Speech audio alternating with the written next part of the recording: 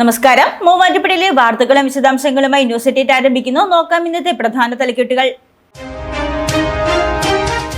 വാളകം പഞ്ചായത്തിലെ കടാതി കാരണാട്ടുകാവ് റോഡിന്റെ ശോചനീയാവസ്ഥ. 2 വർഷത്തിലധികമായി റോഡ് തകർന്ന നിലയിൽ. ബഹുജന പ്രക്ഷോഭത്തിനൊരുങ്ങി പ്രദേശവാസികൾ. മൂവാറ്റുപുഴ ബ്ലോക്ക് പഞ്ചായത്ത് വൈസ് പ്രസിഡന്റായി ജോസ് പെരുമ്പള്ളിക്കുന്നിൽ. സാബുജൻ രാജിവെച്ച ഒഴിവിലേക്കാണ് തെരഞ്ഞെടുപ്പ്. RDO VE അബ്ബാസ് വരണാധികാരിയായി സത്യപ്രതിജ്ഞ ചൊല്ലിക്കൊടുത്തു.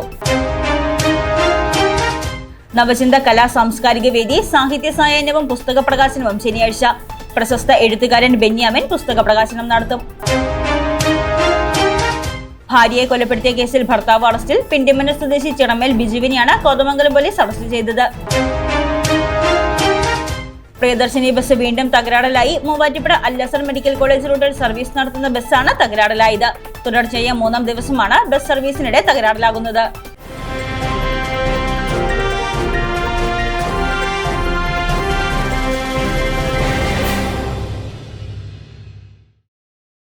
വാർത്തകൾ വിശദമായി. വാളകം പഞ്ചായത്തിലെ കടാതി കാരണാട്ടുകാവ് റോഡിന്റെ ശോചനീയാവസ്ഥയ്ക്കെതിരെ വ്യാപക പ്രതിഷേധം. 2 വർഷത്തിലധികമായി റോഡ് തകർന്ന നിലയിലായതോടെയാണ് പ്രദേശവാസികൾ ബഹുജന പ്രക്ഷോഭത്തിന് ഒരുങ്ങുന്നത്. വാളകം പഞ്ചായത്ത് 7-ാം വാർഡിലെ കടാതി കാരണാട്ടുകാവ് റോഡിന്റെ ശോചനീയാവസ്ഥയ്ക്കെതിരെ വ്യാപക പ്രതിഷേധം. 2 വർഷത്തിലധികമായി റോഡ് തകർന്ന നിലയിലായതോടെയാണ് പ്രദേശവാസികളടക്കം ദുരിതത്തിലായിരിക്കുന്നത്. ദിനംപ്രതി സ്കൂൾ ബസ് ഉൾപ്പെടെ നിരവധി വാഹനങ്ങൾ കടന്നുപോകുന്ന റോഡിലാണ് അധികൃതരുടെ അനാസ്ഥ. വർഷങ്ങൾക്കു മുമ്പ് അറ്റകുറ്റപ്പണികൾ നടത്തിയ റോഡ് മഴക്കാലമായതോടെ ചെളിക്കുളമായ അവസ്ഥയിലാണ്.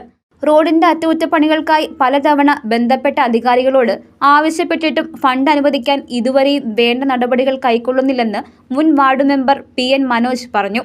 2022-23 സമയമായപ്പോൾ ഈ റോഡ് മോശമായി തുടങ്ങുകയും അന്നേരം ഇവിടുത്തെ ഡിവിഷൻ മെമ്പർ, ജില്ലാ പഞ്ചായത്ത് മെമ്പർ ശ്രീമതി ഷാൻഡി എബ്രാഹത്തോട് ഈ പ്രദേശവാസികളും അതോടൊപ്പം തന്നെ ആ സമയത്ത് മെമ്പറായിരുന്ന ഞാനും ആവശ്യപ്പെടുകയും അതുപ്രകാരം അവർ ഈ റോഡിന് ഫണ്ട് അനുവദിക്കാമെന്ന് പറയുകയും നിങ്ങളുടെ ഈ റോഡ് ജില്ലാ പഞ്ചായത്ത് ആസ്തിയിലില്ല, അത് ആസ്തിയിലൊന്ന് ചേർത്ത് അതിൻ്റെ ഒരു കോപ്പി എനിക്ക് താട്ടെ എന്ന് പറഞ്ഞു.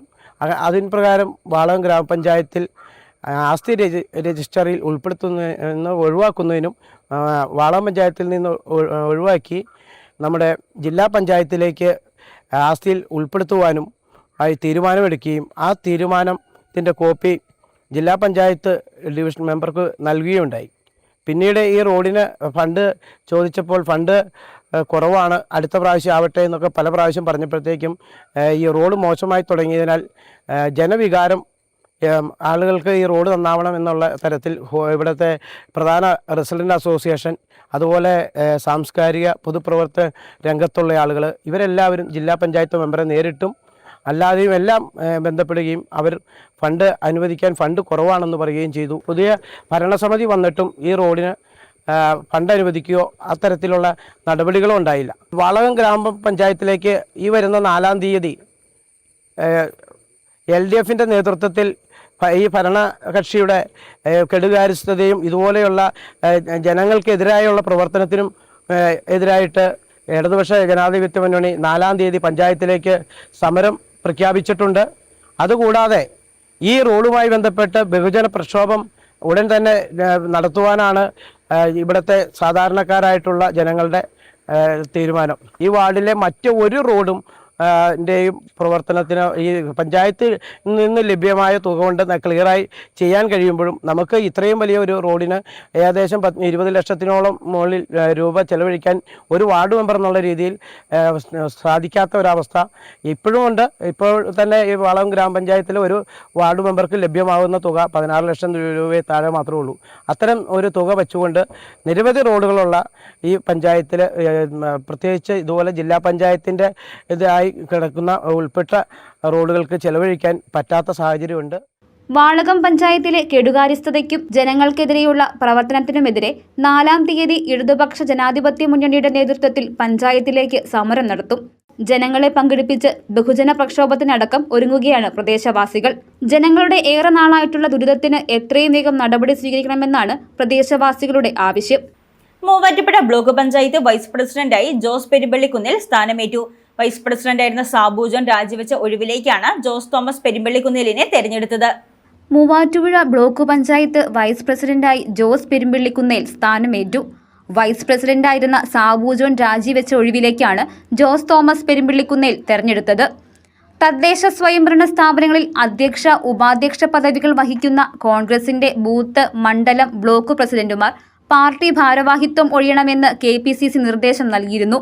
ഈ മാർഗനിർദ്ദേശം പാലിച്ചാണ് സംഘടനാ രംഗത്ത് സജീവമായി തുടരുന്നതിനായി സ്ഥാനമേറ്റ് 6 മാസം തികയുന്നതിന് മുമ്പ് സാബു ജോൺ രാജിവെച്ചത്.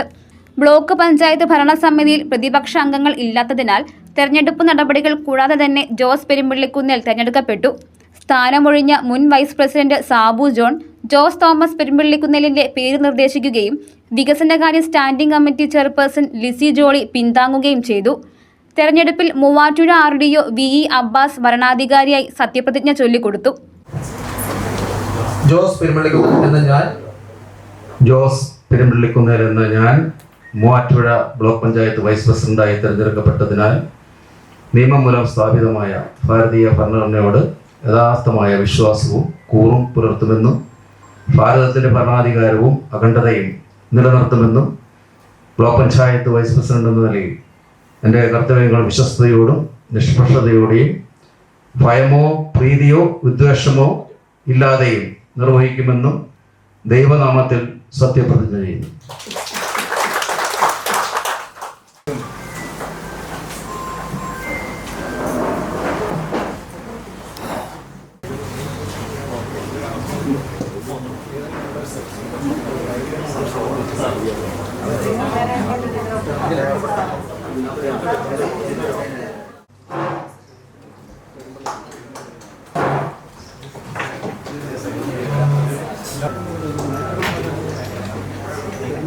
തെരഞ്ഞെടുപ്പിനെ തുടർന്ന് നടന്ന സ്വീകരണ യോഗത്തിൽ ബ്ലോക്ക് പഞ്ചായത്ത് പ്രസിഡന്റ് നെജി ഷാനവാസ് അധ്യക്ഷത വഹിച്ചു.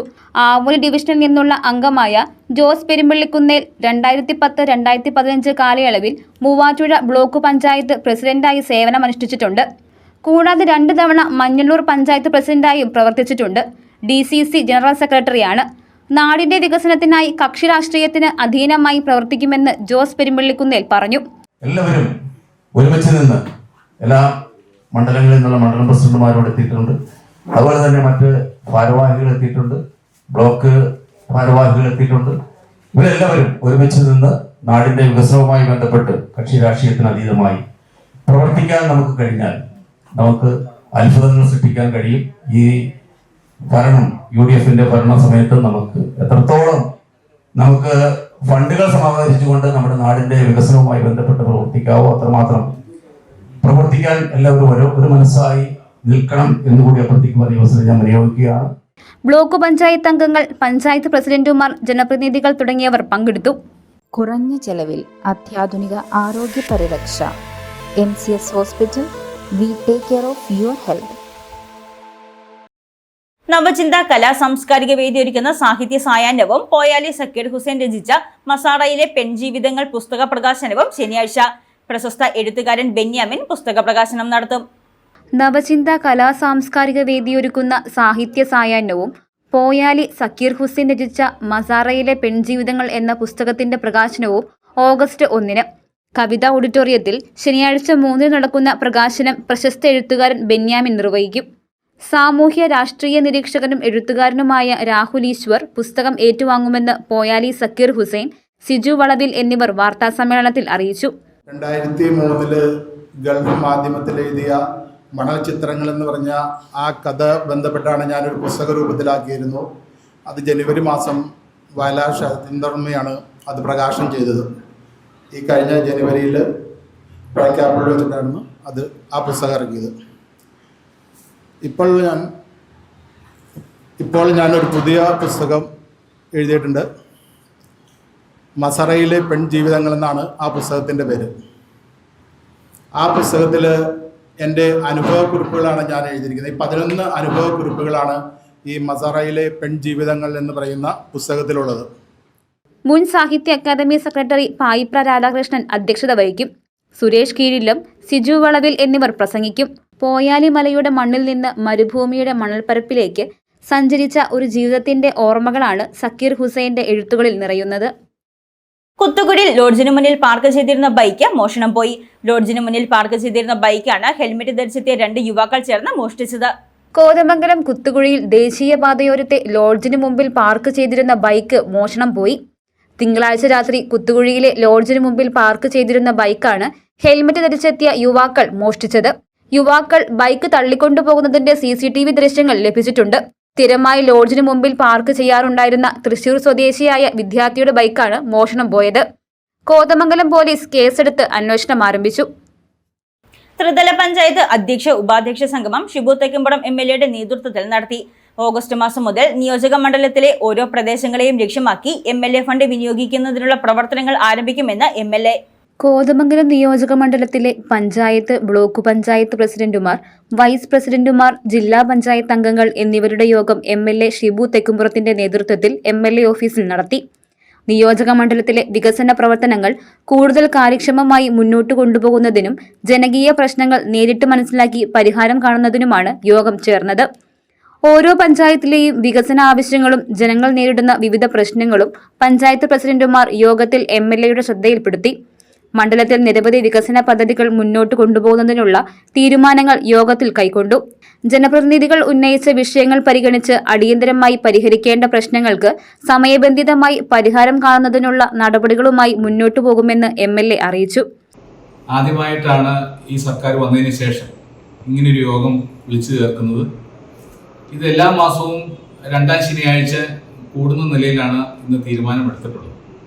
ഈ നിയോജകമണ്ഡലത്തിലെ വികസന പ്രവർത്തനങ്ങളും ജനകീയമായ പ്രശ്നങ്ങളുമൊക്കെ ശ്രദ്ധയിൽപ്പെടുത്തുക എന്ന ലക്ഷ്യത്തോടു കൂടിയാണ് ഈ യോഗത്തിന് രൂപം നൽകിയിട്ടുള്ളത്. നമ്മുടെ നിയോജകമണ്ഡലത്തിൽ നിരവധി വികസന പരിപാടികൾ മുന്നോട്ട് കൊണ്ടുപോകാനുള്ള തീരുമാനമാണ് എടുത്തിട്ടുള്ളത്. ഈ യോഗത്തിൽ പങ്കെടുത്തുകൊണ്ട് പഞ്ചായത്ത് പ്രസിഡന്റുമാർ ഓരോ പഞ്ചായത്തിൻ്റെയും വികസന കാര്യങ്ങളും ജനക്ഷേമവുമായി ബന്ധപ്പെട്ട പ്രശ്നങ്ങളുമൊക്കെ ശ്രദ്ധയിൽപ്പെടുത്തുകയുണ്ടായി.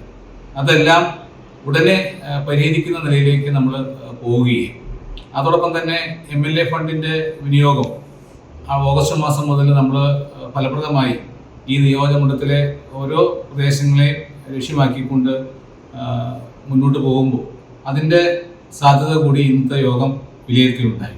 തുടർന്ന് നമ്മുടെ ഓണാഘോഷവുമായി ബന്ധപ്പെട്ടുകൊണ്ട് വലിയ ഉത്സവം തന്നെ കോതമംഗലത്ത് സംഘടിപ്പിക്കാൻ തന്നെ തീരുമാനിച്ചിരിക്കുന്നു. 22-ാം തീയതി മുതൽ 30-ാം തീയതി വരെയാണ് കോതമംഗലം ഓണാഘോഷം സംഘടിപ്പിക്കുന്നത്. പ്രധാന വേദി പൂത്താങ്ങിട്ടായിരിക്കും. 22-ാം തീയതി കോതമംഗലത്ത് എല്ലാവരുടെയും വലിയ പങ്കാളിത്തത്തോടു കൂടി വലിയൊരു സാംസ്കാരിക ഘോഷയാത്ര സംഘടിപ്പിക്കും. അതിനെ തുടർന്ന് കലാപരിപാടികളും സമ്മേളനവും അരങ്ങേറും. ഓഗസ്റ്റ് മാസം മുതൽ നിയോജക മണ്ഡലത്തിലെ ഓരോ പ്രദേശങ്ങളെയും ലക്ഷ്യമാക്കി MLA ഫണ്ട് വിനിയോഗിക്കുന്നതിനുള്ള പ്രവർത്തനങ്ങൾ ആരംഭിക്കും. പ്രദേശങ്ങളുടെ ആവശ്യകതയും അടിയന്തര പ്രാധാന്യവും കണക്കിലെടുത്തായിരിക്കും പദ്ധതികൾക്ക് മുൻഗണന നൽകുക. കോതമംഗലം മൺസൂൺ ഫെസ്റ്റിവലിനോടനുബന്ധിച്ചുള്ള വിവിധ പരിപാടികളും പ്രവർത്തനങ്ങളും യോഗത്തിൽ ചർച്ച ചെയ്തു. നേത്ര സംരക്ഷണത്തിന് നമ്മുടെ അഹല്യ ഫൗണ്ടേഷൻ ഐ ഹോസ്പിറ്റൽ, കേരളത്തിൽ എല്ലായിടത്തും. ഭാര്യയെ കൊലപ്പെടുത്തിയ കേസിൽ ഭർത്താവിനെ അറസ്റ്റ് ചെയ്ത പോലീസ്. പിണ്ടിമന സ്വദേശി ചിറമേൽ ബിജുവിനെയാണ് കോതമംഗലം പോലീസ് അറസ്റ്റ് ചെയ്തത്. ഭാര്യയെ കൊലപ്പെടുത്തിയ കേസിൽ ഭർത്താവിനെ അറസ്റ്റ് ചെയ്തു. പിണ്ടിമന വെറ്റിലപ്പാറ രാജീവ് ഗാന്ധി ഉന്നതിയിൽ ചിറമേൽ ബിജുവിനെയാണ് കോതമംഗലം പോലീസ് അറസ്റ്റ് ചെയ്തത്. കഴിഞ്ഞ 23-ന് വൈകിട്ടാണ് ബിജു ഭാര്യയെ കൊലപ്പെടുത്തിയത്. വഴക്കിനെ തുടർന്ന് അടുക്കളയിൽ വെച്ച് ആയുധം ഉപയോഗിച്ച് ഭാര്യയുടെ കഴുത്തിൽ മുറിവേൽപ്പിച്ച് കൊലപ്പെടുത്തുകയായിരുന്നു. കോടതിയിൽ ഹാജരാക്കിയ പ്രതിയെ റിമാൻഡ് ചെയ്തു. മൂവാറ്റുപുഴ അല്ലസഡ് മെഡിക്കൽ കോളേജ് റൂട്ടിൽ സർവീസ് നടത്തുന്ന പ്രിയദർശിനി സൗജന്യ യാത്രാ ബസ് വീണ്ടും തകരാറിലായതോടെ യാത്രക്കാർ ദുരിതത്തിലായി. തുടർച്ചയായ 3-ാം ദിവസമാണ് ബസ് സർവീസിനിടെ തകരാറിലാകുന്നത്. സ്ത്രീകളും വിദ്യാർത്ഥികളും ഉൾപ്പെടെ നൂറുകണക്കിന് യാത്രക്കാരാണ് ദിവസേന ബസ്സിനെ ആശ്രയിക്കുന്നത്. ബുധനാഴ്ച രാവിലെ കല്ലൂർക്കാട് ബസ് സ്റ്റാൻഡിൽ എത്തിയപ്പോഴാണ് ബസ് തകരാറിലായി സർവീസ് തടസ്സപ്പെട്ടത്. മൂവാറ്റുപുഴ ജനറൽ ആശുപത്രിയിൽ 50 kV എക്സ്റേ മെഷീൻ സ്ഥാപിക്കുന്നതിന് സംസ്ഥാന സർക്കാർ പ്രത്യേക അനുമതി നൽകിയതായി Mathew Kuzhalnadan MLA. Anaesthesia work സ്റ്റേഷനും ഇതോടൊപ്പം നിർമ്മിക്കും. മാത്യു കുഴൽനാടൻ MLAയുടെ ആസ്തി വികസന ഫണ്ടിൽ നിന്നും 47.50 ലക്ഷം രൂപയാണ് പദ്ധതിക്കായി അനുവദിച്ചത്. മുൻപ് ultrasound scanner, anaesthesia work station എന്നിവ സ്ഥാപിക്കുന്നതിനാണ് അനുമതി നൽകിയിരുന്നത്. എന്നാൽ എക്സ്റേ മെഷീൻ അടിയന്തരമായി ആവശ്യമായി വന്നതോടെയാണ് പദ്ധതിയിൽ മാറ്റം വന്നത്. പദ്ധതിയുടെ പ്രാധാന്യം ധനവകുപ്പിനെ ബോധ്യപ്പെടുത്തിയതിന്റെ അടിസ്ഥാനത്തിലാണ് പദ്ധതിക്ക് പ്രത്യേക അനുമതി നൽകി സർക്കാർ ഉത്തരവിട്ടതെന്ന് മാത്യു കുഴൽനാടൻ MLA പറഞ്ഞു. വെറുമൊരു ബിരുദമല്ല, മികച്ചൊരു കരിയർ. ആധുനിക സൗകര്യങ്ങളും സുരക്ഷിതമായ ഹോസ്റ്റലുകളും ഇവിടെ നിങ്ങൾക്കായി ഒരുങ്ങുന്നു. 2026-27 അഡ്മിഷനുകൾ ആരംഭിച്ചു. ഇന്ന് തന്നെ അപേക്ഷിക്കൂ.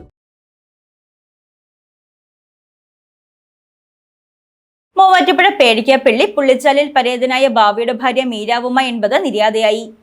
ഖബറടക്കം ബുധനാഴ്ച വൈകിട്ട് 7-ന് പേടിക്കാപ്പള്ളി സെൻട്രൽ ജുമാ മസ്ജിദ് ഖബർസ്ഥാനിൽ നടത്തപ്പെട്ടു. പരേത കുന്നുമ്മേക്കുടി കുടുംബാംഗമാണ്. മക്കൾ PB Saleem IAS, PB Nuh IAS, Khadija, Muhammad, Ali, Nurjahan, Ashraf, Azeez. മരുമക്കൾ നാസർ, സഫീദ, ഡോക്ടർ സച്ചു, ഫാത്തിമ, ബദർ, ഷിഫ, ഡോക്ടർ ഫാത്തിമ യൂസഫ്. അച്ചയൻസ് ഗോൾഡ് 20 വർഷത്തെ പാരമ്പര്യം, 26 ഷോറൂമുകൾ. കോൾ 8590046916. ന്യൂസ് 8 പൂർണ്ണമാകുന്നു. നമസ്കാരം.